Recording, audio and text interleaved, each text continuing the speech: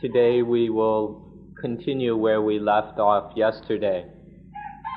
That is, speaking about the life which is compared to a computer.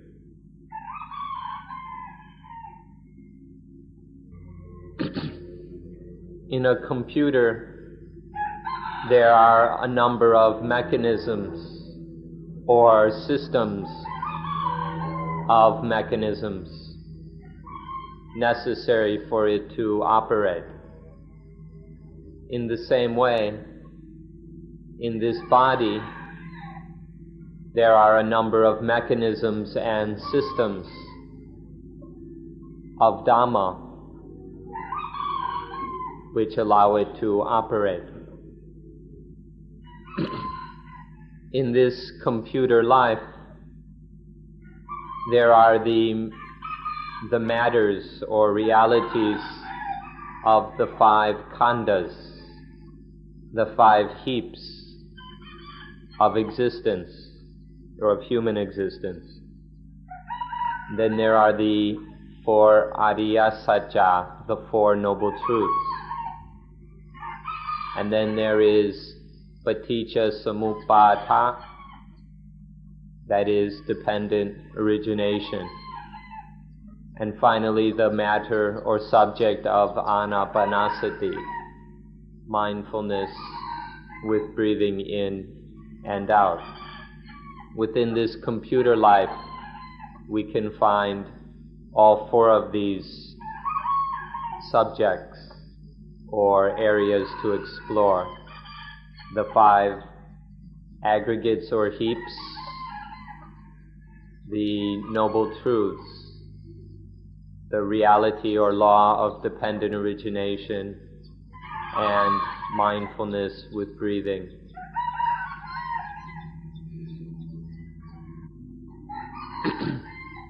So in this computer of ours, there's the system of the five khandas.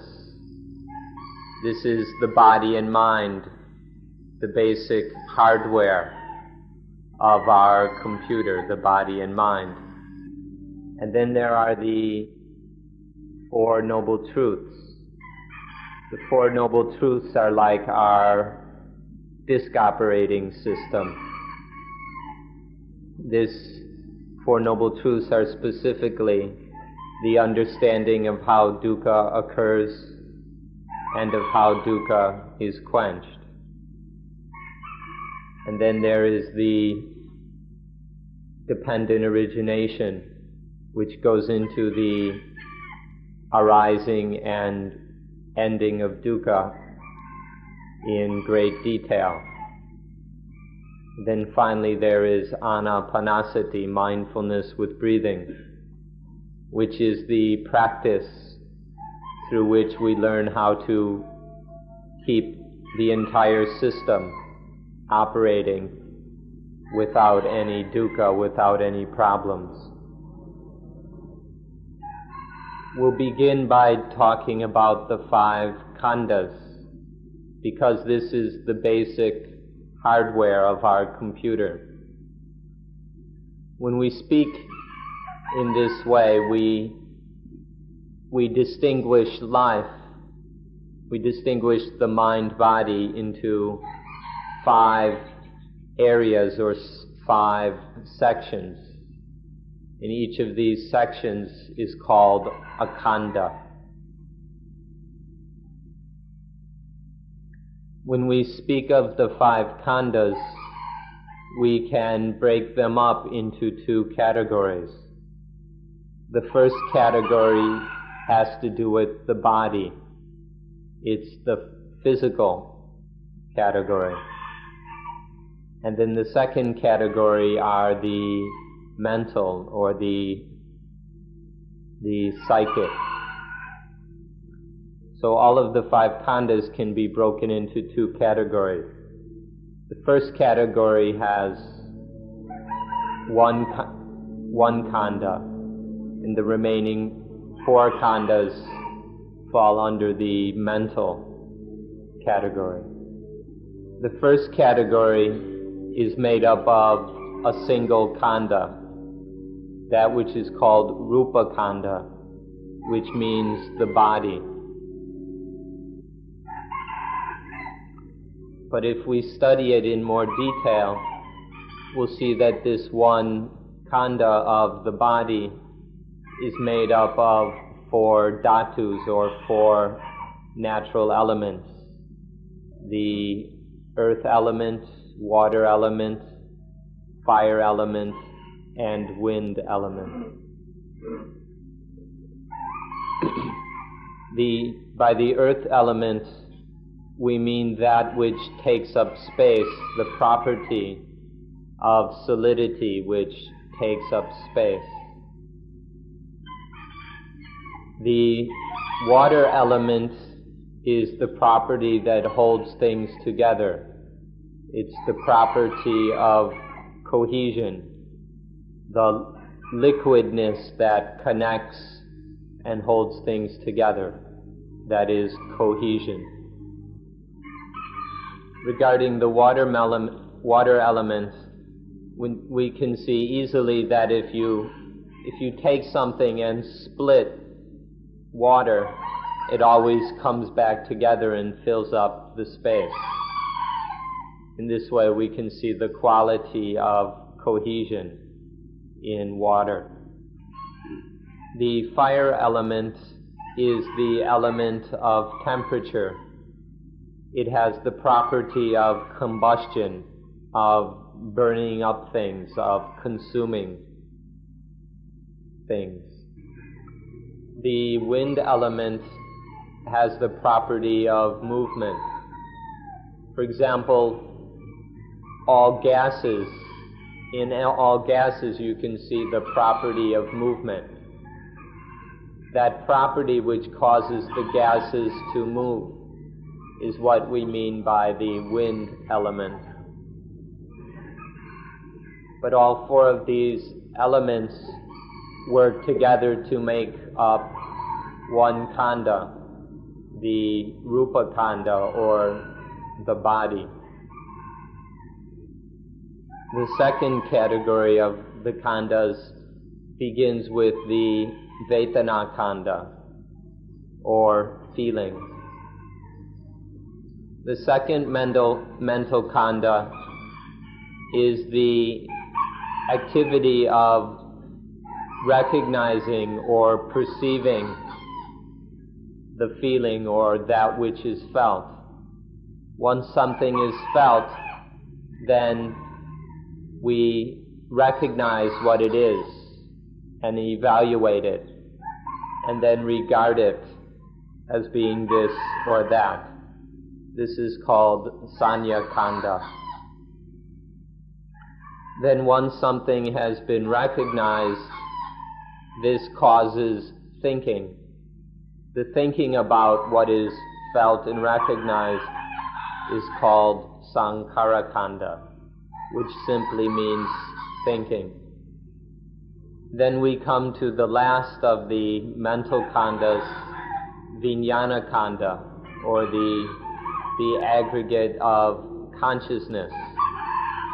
This is that which knows or cognizes things. In fact, it ought to be the first of the mental khandas, because it arises before the other ones.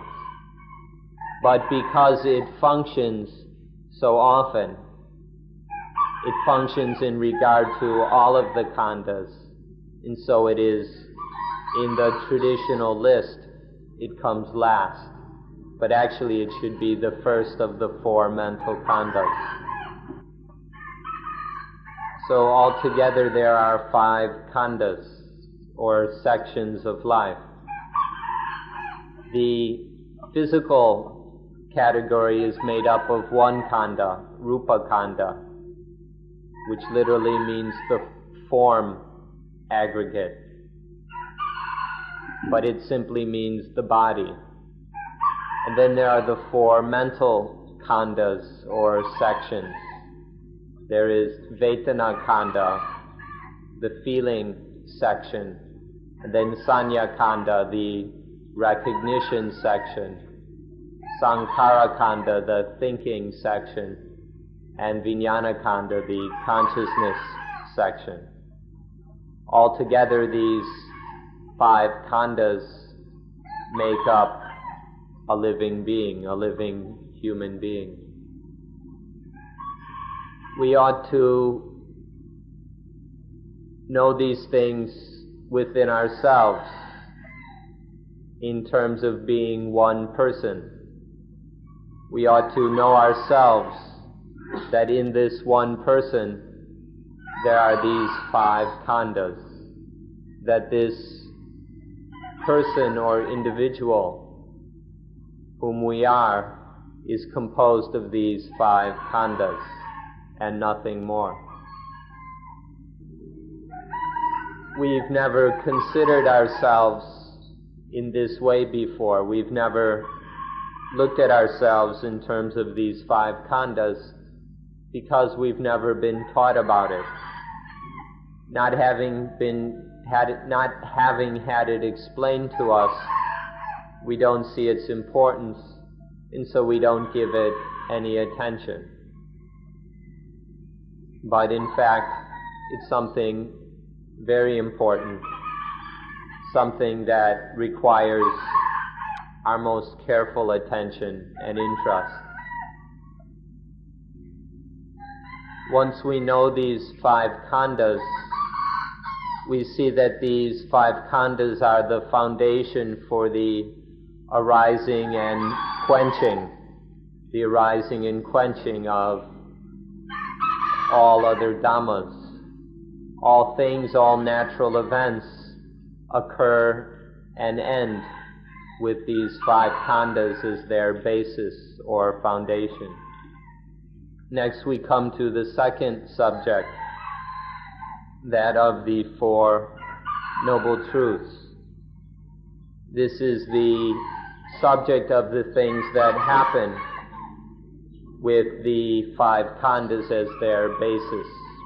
Once we have the 5 khandas, then the 4 Noble Truths occur or become relevant.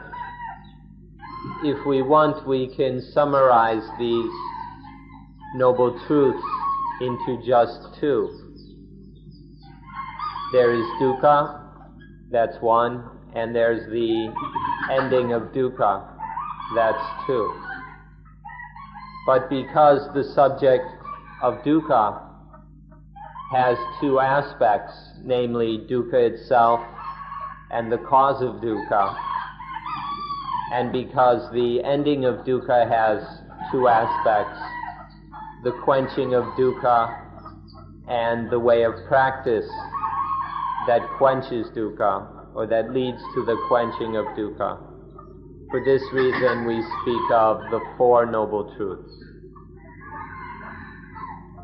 The first Noble Truth is the truth about dukkha. Dukkha is everything undesirable, unpleasant, and unsatisfying which happens to this body and within this body. All the things that we don't want to happen, all the things which are unsatisfying, or these are what we mean by dukkha. This is the noble truth of dukkha, or dukkha ariya satya. All forms of dukkha, all forms of pain and dissatisfaction are included within the feeling aggregate, or vedana kanda. All forms of dukkha are just certain kinds of feeling.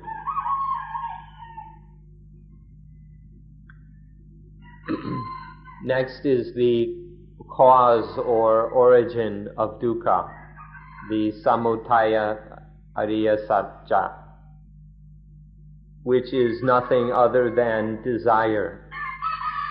The desire which causes, or which leads to attachment, to clinging to things as me and mine. the desire which itself comes from feeling. Because there are feelings, then there arise various desires towards those feelings because of those feelings. This desire is the cause or origin of dukkha.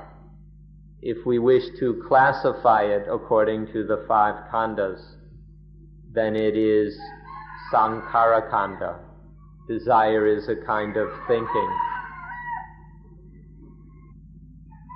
Next we come to the third noble truth, the noble truth of the quenching of dukkha.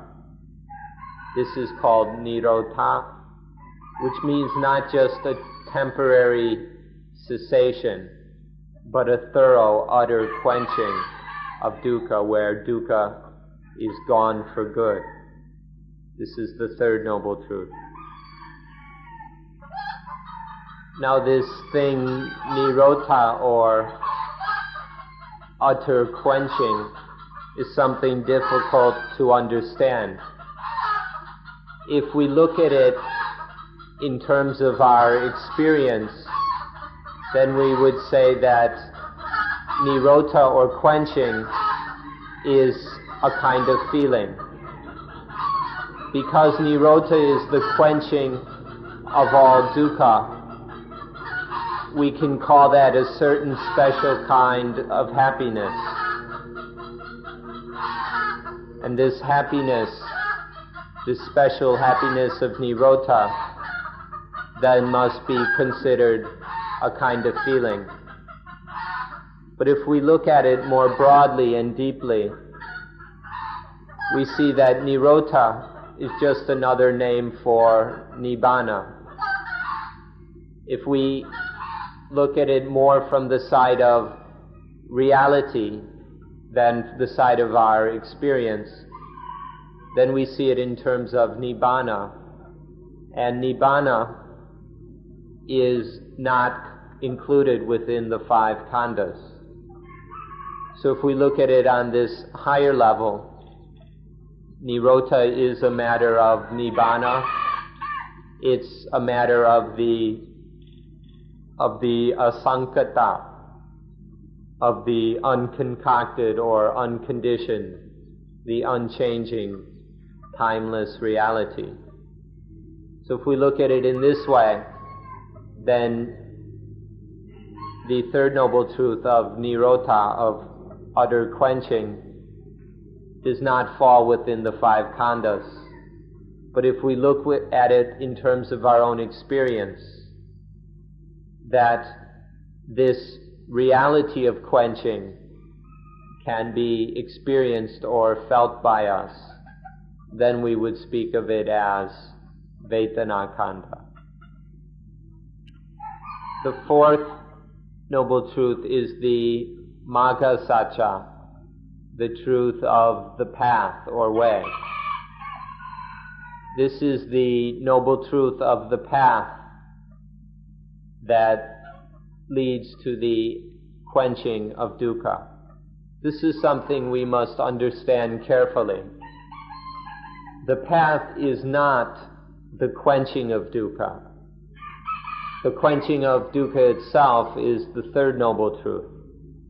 But the fourth noble truth is the path, the way, the methodology that brings us to the realization of the quenching of dukkha. The truth of the path is the way of living, the correct way of living that leads to the realization of the final quenching of dukkha. In order for dukkha to be quenched, then the path is simply a way of living, the correct way of living that doesn't allow dukkha to happen. If we can keep dukkha from arising, then eventually all dukkha will be quenched. This way of living that prevents the arising of dukkha is what we mean by the path. We can illustrate this point with the simple example of a fire. Which is easier and better, to prevent the fires from happening or to put them out once they have started? If we let the fire happen, then we have to get involved with the fire and have to put it out. And in the process we can get burnt. But if we prevent the fire from happening in the first place, then there's no need to mess around with the fire itself. This way is much safer and cleaner. It's the same way with dukkha. If we let dukkha happen, then we have to suffer through it until it can be ended. But if we prevent all dukkha, then we don't have to mess around with it at all. So this makes up the fourth noble truth, the noble truth of the path that leads to the quenching of dukkha. Altogether, these four noble truths, dukkha, the origin of dukkha, the quenching of dukkha, and the path that leads to the quenching of dukkha. These are the four things make up our second subject, the Four Noble Truths. Our thoughts and reflections regarding the quenching of dukkha can be included within the fourth khandha, the third mental khandha, or sankhara khandha, the thinking section or aspect of life. All of our thoughts and reflections on the Four Noble Truths would be categorized as thinking, or sankhara khandha. But one should recognize that this is a different kind of thinking than the ordinary concocting of our minds. This kind of thinking is going in the opposite direction, whereas most of our thinking is defiled and egoistic. Thinking in terms of the quenching of dukkha cuts through that, goes against the stream of all that. It leads towards the ending of concocting. So finally, one can see that the truth of dukkha is Vedana khandha, the feeling section. And then the origin of dukkha is Sankhara khandha, the thinking section. And then the noble truth of the quenching of dukkha, this is once again the feeling section. And then the path that leads to the quenching of dukkha is the Sankhara khandha, or thinking section again. So there's feeling section and thinking section, feeling section and thinking section. This is how the Four Noble Truths are based upon our computer. This is how they interact with our computer. One can close one's eyes and observe for oneself that the Four Noble Truths are within the five khandhas. We can see, experience, and understand these Four Noble Truths only within the five khandhas. There's no other place to find them. So now we've covered two subjects, the five khandhas and the Four Noble Truths. The next subject goes into the arising of dukkha in great detail. This is the way to really understand how dukkha happens. So next we'll discuss the paticca samuppada, or dependent origination. The meaning of paticca samuppada is quite simple. It just means that depending on this happens. Depending on these things, this happens. So happening, originating, dependent on other things, relying on other things, is the simple meaning of dependent origination. This happens depending on things, and then next this happens depending on things, and then this happens depending on causes and conditions. This constant flowing of things arising due to causes and conditions, things constantly arising one after the other, depending on causes and conditions, is what is meant by paticca samuppada, or dependent origination. To study dependent origination, we begin once again with Rupa Kanda, or the body section of life.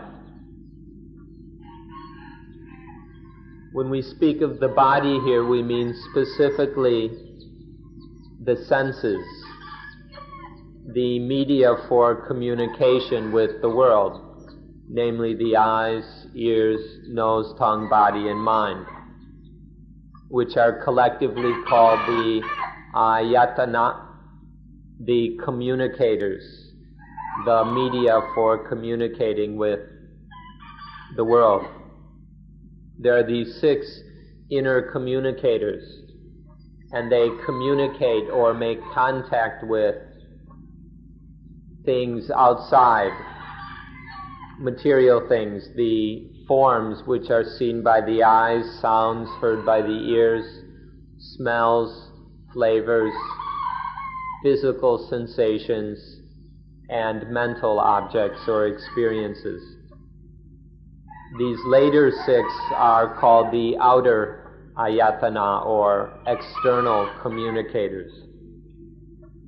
Without the external communicators, then the inner ones don't operate or function. But when these 6 sets or pairs come into, when they make contact or when they interact, then there is Rupa Kanda. This is where our study of dependent origination begins. Now, when the inner communicators meet with the outer communicators, this activity of meeting is called paticca. The word paticca in paticca samuppada simply means to come together or to interact, although in Thai it's generally translated as asaigan, or dependent or dependently. But literally it means tungan kao, which we can say is to come together or interact. So when the eyes meet with forms, this interacting, this paticca, leads to the arising of something new, namely consciousness. If it's dependent on having to do with the eyes, we call it eye consciousness. When it's regarding the ears, we call it ear consciousness. Then there is nose consciousness, tongue consciousness, body consciousness, and mind consciousness. So depending on the 6 pairs of communicators, when these 6 pairs interact or when they paticca, then there arise the 6 kinds of sense consciousness or vijnana. So just here with the interacting of the inner and outer communicators, we already have paticca. And then with the arising of consciousness, depending on the senses, for example, eye and form, or ear and sound, just that is dependent origination. We have the activity or the the reality of dependent origination right there. And so now we have three things. We have the inner communicators, the outer communicators, and then sense consciousness. There are these three things. And then, depending on these three things, there is another mode or level of dependent origination. Depending on these three things, as these three meet together, then there arises patsa, or contact. Patsa or contact is when the experience makes an impression on us. And then depending on this contact or this sense impression, there arises feeling. Please observe until you see for yourself how feeling arises due to contact.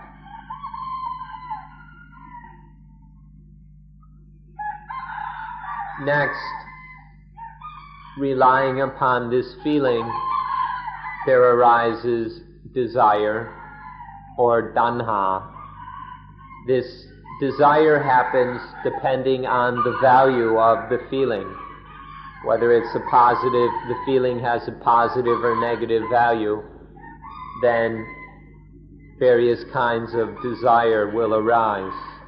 Wanting and desiring according to that value of the feeling.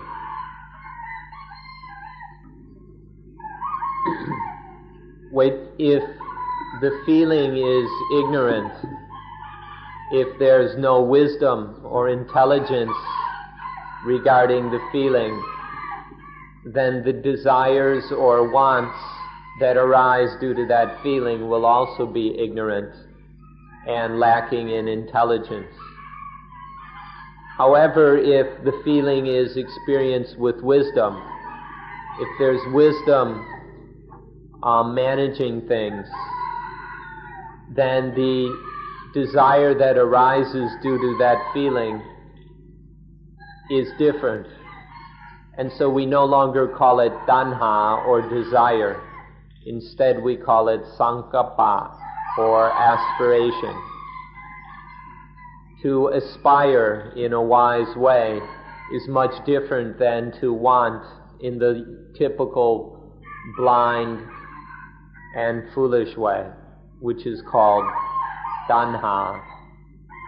So it's very important first to understand that due to feeling, desire arises, but also to see the difference between the foolish desire that arises when there's no wisdom regarding the feeling, and the wise want or aspiration that occurs when there is wisdom at feeling.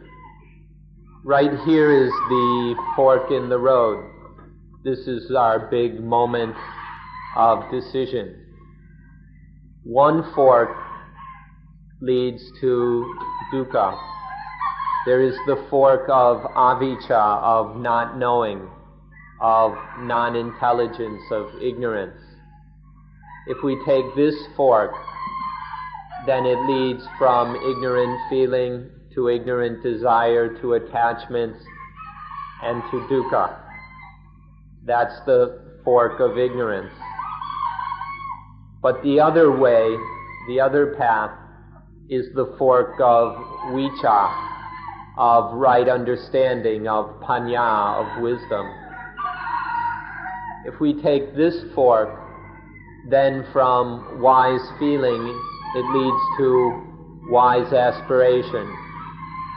And this path doesn't stir up dukkha. This is the fork that leads to the quenching of dukkha. So one ought to get to know this fork in the road between going on heedlessly, ignorantly, stupidly towards dukkha, or to carry on wisely towards the quenching of dukkha. If we understand this fork in the road well, if we really understand it with wisdom, then we will be able to take the most beneficial choice to follow the way towards the quenching of dukkha. Unfortunately, people in this world, and that means all of us, lack the wisdom and understanding to follow the wise path. Lacking that wisdom, we just can't help it, that there is ignorant feeling, there are stupid desires. This gets us into the foolishness of attachment, and so there is dukkha. If we foolishly let desire happen, then the desire grows, it intensifies. And as desire gets stronger, it leads to the arising of attachment. Attachment happens because of this foolish desire. Attachment is even more foolishness. It's even greater stupidity. It's when, because of the intensity of the desire, the mind assumes blindly that there must be the one who desires. Because there's this twisted energy of desire, ignorance assumes that there must be someone who is the desire or owns it or controls it. And so this leads to attachment to the desirer. From the ignorant desire, there arises stupid attachment, or upadana. Once this attachment has arisen, this is the beginning of ego.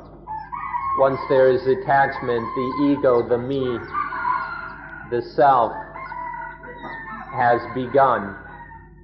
But it's not yet complete, it's not yet fully mature or ripened.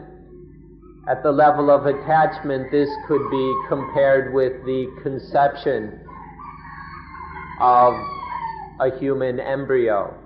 When the sperm fertilizes the egg and there is conception of human life, this is comparable to attachment. And then depending on this attachment, there arises bhava or existence. So far, it hasn't existed completely. But now there is complete or full existence. This is what is called bhava. If one wants to ask, how does this me, this ego, happen? How does it establish itself?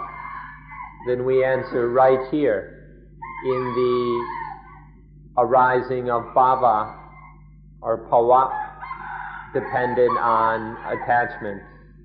Through this attachment, and then there arises this ignorant existence. That's how this me, this ego, sets itself up. When the sperm fertilizes the egg, then there is conception. And then this embryo grows and develops. And then eventually the embryo grows into a fetus, which develops further, and once it is mature, it is born as a new human life.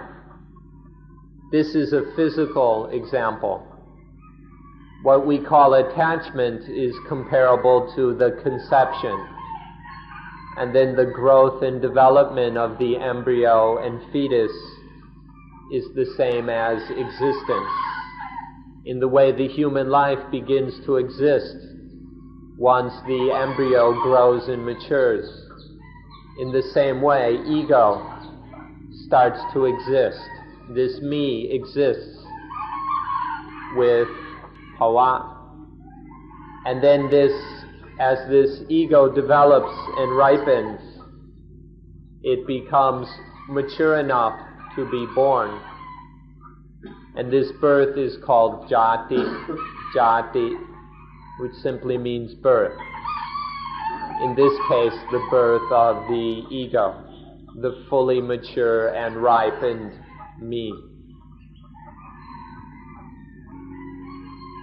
Once there is this birth, then the thing that we're calling ego or self or the selfish ego, it's not so much what you call it, but seeing the reality of it. With this jati, this ego or self or selfish ego is born. And once it's born, it grabs onto everything as being me or being mine. Once there's the ego, then everything is grasped and clung to, is claimed to be me and mine. So for example, joy and sadness, pleasure and pain, birth, aging, getting old, illness, and death. These are all taken sometimes as being me, other times as being mine. And what's most stupid of all, this ignorant activity will go and take the 5 khandhas, the 5 sections of life, as being me, as being mine. And so when due to birth, ego lays claim to things as being me and mine, through this there is dukkha. This is how dukkha arises, because through birth things are grasped and clung to fully, tightly, completely as being me and mine. And so the only thing that can happen is that there will be dukkha, there will be pain. So this is the final mode or link in the dependent origination of dukkha. How depending on birth there is dukkha. This birth of ego is happening all the time, each day of our lives, over and over again, moment after moment, minute after minute, day after day, for our entire lives. This birth of ego, of the selfish me, keeps happening over and over again. But we don't recognize it. We don't see it. We think that nothing's happening because we don't see and understand dependent origination. So we don't see this ego being born over and over again. But it's going on all the time. Sometimes it's dependent on the eyes, sometimes on the ears, sometimes the nose, the tongue, the body, or the mind. But over and over again, this ego, this me, this selfish self keeps getting born. And when we don't know these things that are happening within us over and over again, almost constantly, then how stupid are we? To what degree are we stupid when we don't even know that which is happening within us? Please consider this question. So whatever kind of experience it is, whatever kind of object, whether making contact through the eyes, the ears, or whatever, whether it's positive or negative, it just leads to trouble. If it's a positive object, then there's positive experience, positive desire, positive attachment, positive ego. If it's a negative object, then a negative experience, negative attachment, negative ego. But if there's ego, whether it's positive or negative, it's heavy. All forms of ego, no matter how positive or good, are burdensome. So it doesn't matter what kind of contact, if it's positive or negative, then there's this burdensomeness, this heaviness of the ego. This dukkha of carrying this weight of ego then makes us suffer. If it's positive, then we like it, it delights us, it makes us happy and glad. And so we're tormented by gladness. This gladness this happiness is a positive kind of torment. If it's a negative experience, then we don't like it. We hate it. And so we're tormented in a negative way. Whether if we let things become positive or negative, then it's a torment nonetheless, or without exception. Both positive and negative experiences are a torment. Please try to understand this. Otherwise, you'll be deceived by the positive. You'll fall in love with the positive, and then it will keep tormenting you forever and ever. If it's positive, then we hug it, we cuddle it, we caress it.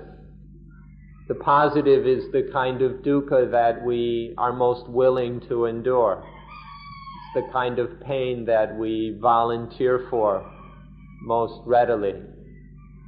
And so we fall into it, get totally addicted to it, until our whole lives are dominated by our obsession with the positive, in spite of all the dukkha and trouble it causes. If we need to be glad and happy all day long, if we need to be laughing all the time, then we won't be able to eat, we won't be able to swallow our food. If we're sad and sorrowful all the time, if we're crying all day long, then we still won't be able to swallow our food. Whether this laughing all the time or crying all the time, it's abnormal. It's kind of torment. Although in its external condition, these two, or in their externals, these two are opposites. But in their effect upon us, they are the same, in that they torment us, they burden us. But if we are above and beyond all that positive and negative, so that it can't cause us any trouble, that is the meaning of salvation. The true meaning of salvation is to be above and beyond the power of all positive and all negative, so that none of it can affect us or concoct us. When things are like that, then there must be one more system within our computer, or within our computer life, that will regulate, that will manage and oversee this stream of dependent origination. This stream of dependent origination is going on all the time. We need some system to manage it, to deal with it. This system will create and develop sati, or mindfulness, the mind that can recollect the present reality all the time. It will create and develop panya, wisdom, correct understanding of things as they really are. It will develop sampajanya, the immediate and specific application of wisdom, of understanding to whatever's going on right now. And it will develop samadhi, the mind which is well established, firm and focused. For this reason, we practice the system of mindfulness with breathing in order to develop this mindfulness, wisdom, ready application of wisdom, and samadhi, in order to control and regulate the stream of dependent origination. So one ought to be very interested in this practice called anapanasati, because through practicing mindfulness with mindfulness with breathing in and out, then we can develop all four of these necessary things. So far, we don't have any means to control the stream of dependent origination. So the ego and dukkha keeps getting concocted over and over again. But through anapanasati, we can develop within our minds the necessary mindfulness, wisdom, specific application of wisdom, and concentration needed for controlling the stream of dependent origination. So please be very interested in this and apply yourself to its practice. At a minimum, it's a very excellent kind of psychology. At a minimum, it will bring us good mental health. And if we really develop it, it will take us much further. So please be most interested in this practice. Now, for those of you who are practicing and training in this way, let us explain that there are four kinds of victory, of victoriousness included in this way of practice. There is the victory over the body, the victory over the feelings, there is victory over the mind, and victory over all the things which will trick us into attachment. Through the system called mindfulness with breathing in and out, there are these four kinds of victory. So the first victory is over the body. In this we improve and adjust our bodies until they're correct, and so that there's no more problems regarding these bodies. And so on one level the body is strong and vigorous. It has a strength, efficiency, and ability required for further practice. And second, this body is calm. It's very calm and quiet. So there's a kind of peacefulness and a happiness, a joy which comes from gaining this victory over the body. Next is the victory over the feelings. The feelings, or the vedana, which by the way are not emotions, but these feelings, these vedana, have the power to pull the mind in all the different directions. Positive feelings pull the mind one way, negative feelings the other. And then feelings which are kind of in the middle pull the mind in another way. These feelings have great power to pull and lead the mind. And so they're the basis for everything that happens in our lives and in this world. These feelings have such power over us that we become their slaves. But through investigating, understanding, and then getting control over these feelings, we achieve a great victory.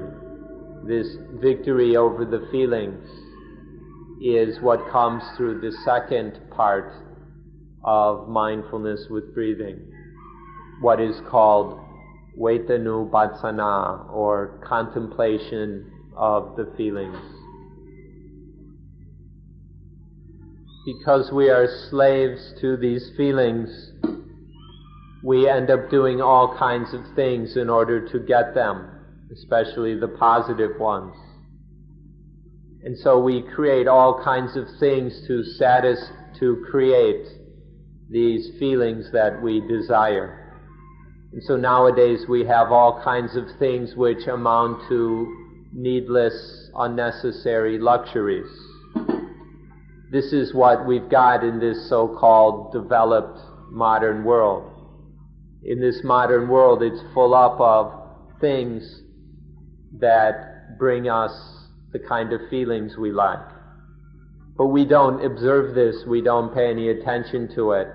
We're just very proud of our development, our technology, of our modernity. But what it comes down to, or take a good look and see if it doesn't just come down to a lot of excess, a lot of unnecessary stuff, just created for the sake of the feelings. And then when we've created all this technology, all this industry to serve the feelings, then we have to abuse art and psychology to create advertising and marketing. We have to come up with these ways to trick people to buy stuff they don't even need. And this is just another way to stir up the feelings. And then in this world of technology, of luxury, of advertising, of competition, then we find ourselves competing and struggling with each other to get the feelings. We find ourselves fighting amongst friends, in our families, and even between nations. So in the end, we go to war because of these feelings, because of our slavery, because of our infatuation to these feelings. We create all the kinds of problems that exist in this world, including war. So one ought to examine this situation that we and all of humanity is in. See the very harmful results that come from our slavery to the feelings. And then you will develop a genuine interest in getting free of this power of the feelings, in raising ourselves above and beyond the influence of the feelings. Please examine these things until you have a sincere desire to get free of the power of the feelings. So we need to study a lot, to the degree that we go to university and even get postdoctorate and then get graduate degrees. And then we need to work. And then we get all kinds of money, and we store our money and invest our money and save our money. And then we travel. And all of this is just to find and sustain the feelings. All this study, work, saving, and travel is just searching for, trying to get and maintain these feelings. So one can see the problem created by the feelings, this burden of our infatuation and slavery to the feelings, that we have to do all this studying and all this working and all this saving and all this traveling because we're a slave to these feelings. We're not afraid to be slaves of the feelings. We're not even embarrassed that we're in such a thraldom, that we're such slaves. We don't ever think of going against the feelings, of fighting against them, of getting ourselves free, of overcoming them. And so we just go on in our slavery, spending our entire lives as slaves to the feelings, without ever once thinking of getting free. We think we're already free. How little we understand. And so we're still slaves to the feelings, and so the feelings lead us by our noses around the world. We go around and around the world. How many times? And we still don't find an end to it all.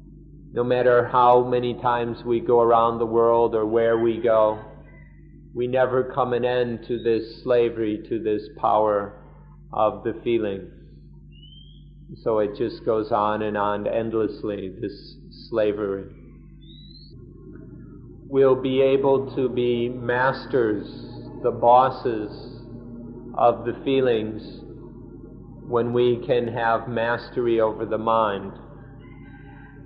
So therefore we must learn how to control the mind so that we can be masters of the feelings. So we make the mind satisfied by doing things that are correct. We train the mind to be satisfied with actions and activities which are correct. And then we control the mind by concentrating it in various ways to different levels, to different degrees. And then we make the mind release. We make the mind let go. We train the mind to release everything so that it's not clinging or hanging on to anything. So in these different ways we learn to control the mind. We gain mastery over the mind by making it satisfied with correctness, by concentrating it in better and better ways, by making it release and let go. This brings us to the last stage of practicing Anapanasati, which is called Dhammanupassana, the contemplation of Dhamma. Here Dhamma means all things. It means all of nature. But to talk of contemplating all of nature is far too broad. It would take us forever. So what we mean here is, amongst all things, those particular things which are the basis of attachment, the things that have tricked us into attaching to them. These are the Dhammas that we contemplate in this last tetrad or stage of Anapanasati.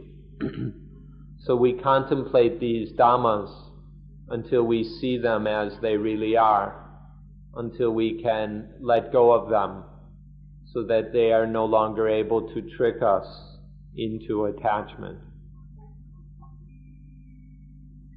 When we say Dhamma or things, the things we are most attached to are our homes, our possessions, our husbands and wives, our lovers, our children.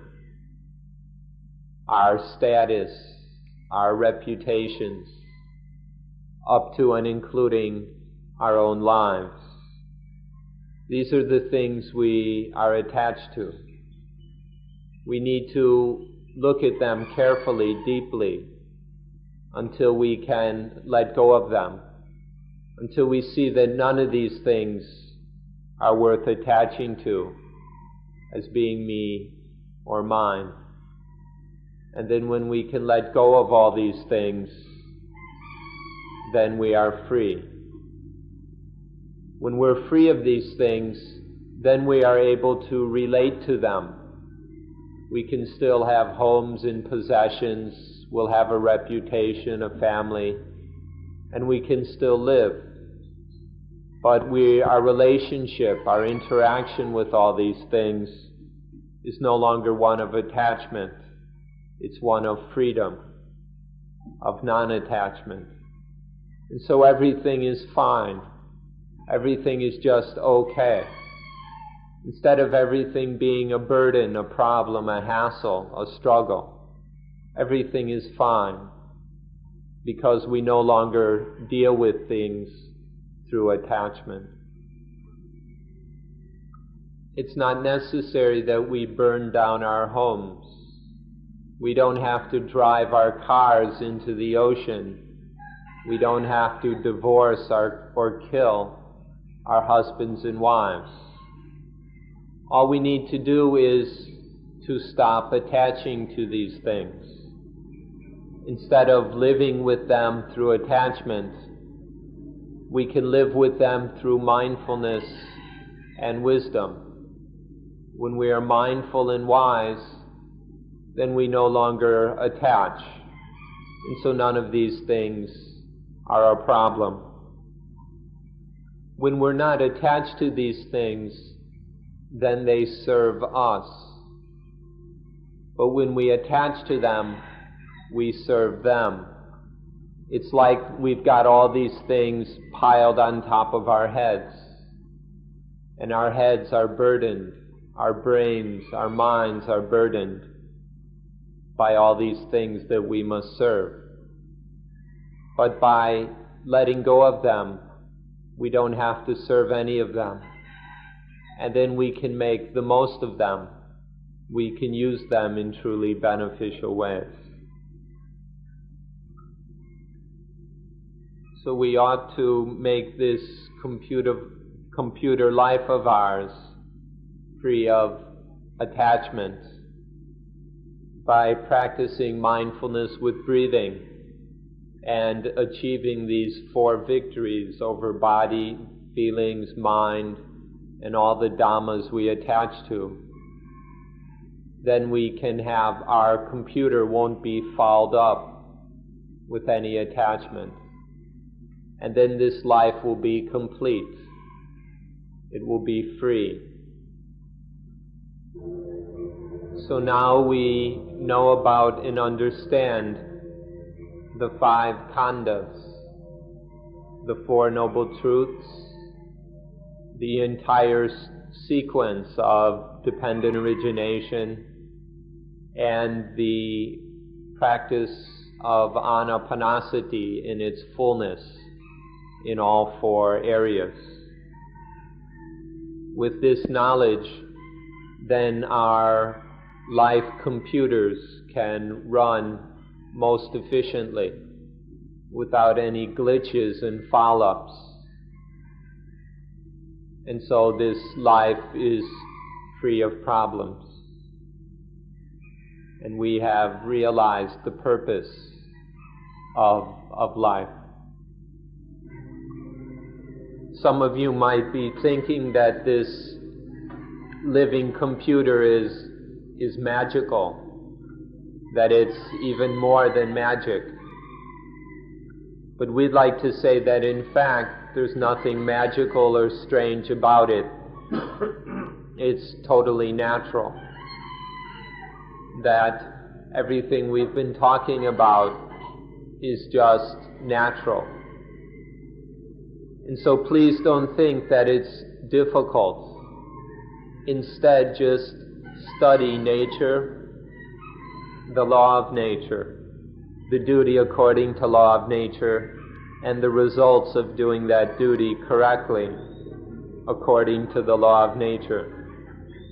If you study these meanings of nature, of Dhamma, then it will be simple, will be easy for you to make this living computer function superbly without any problems. And so time is up. In closing, we wish you all success in studying Dhamma, in practicing Dhamma, in having Dhamma, and in using Dhamma, in applying Dhamma so that your lives are free of all problems and trouble. We wish you complete success in this. And so please walk back to the meditation center without a walker. Just walk naturally without the added burden of the walker. Let the living computer function on its own correctly according to its natural mechanisms. Don't drag this silly illusion of a walker along with you. And so can we allow us to end today's talk and close the meeting for today.